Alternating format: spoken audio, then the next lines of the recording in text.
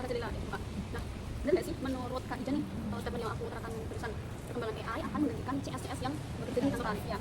AI, artificial intelligence ya Kak ya.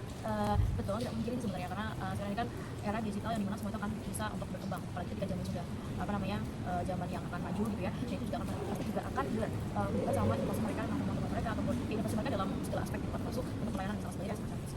Dan sebenarnya kalau itu kita ya ada kekhawatiran sih Kak, cuma gini, AI itu kan memang dia kan kayak mungkin sekarang ada kayak bot gitu ya, chatbot ya, media jawab gitu kan. Tapi kan gini, kalau kita bicara tentang kepuasan konsumen ya, gimana supaya mereka itu bisa menggunakan jasa kita, ya kayak misalkan produk kita lah gitu. Nah itu pasti akan lebih satisfaction yang mereka itu meningkat ketika yang jawab tuh manusia bukan robot gitu. Itu terbukti sih Kak di pekerjaan itu ya. Jadi customer itu cenderung akan tidak mempercayai apa ya kayak pelayanan itu dianggap zombie istilahnya. Ketika apa yang mereka tanyakan itu tidak solusikan dan jawabannya itu adalah jawaban yang tidak mensolusikan. Jadi kalau misalkan kita ngomongin AI tadi, tapi itu kan berdampak juga.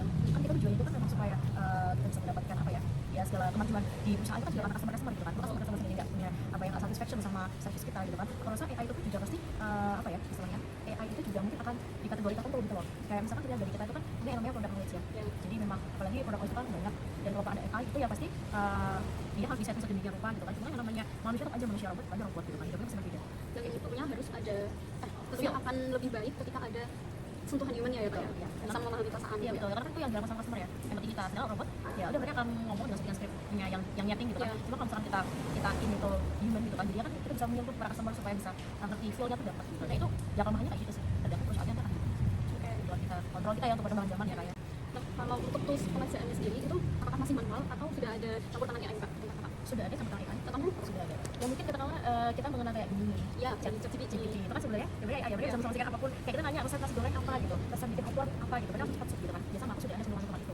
Cuma itu belum secara signifikan untuk bisa menggantikan kita para CS ya, yang bisa memberikan empati yang lebih daripada si robot-robot itu. Dan kita masih sih sudah ada sebentar itu. Sudah ada itu ya, berarti udah ada di sistem ya Pak ya.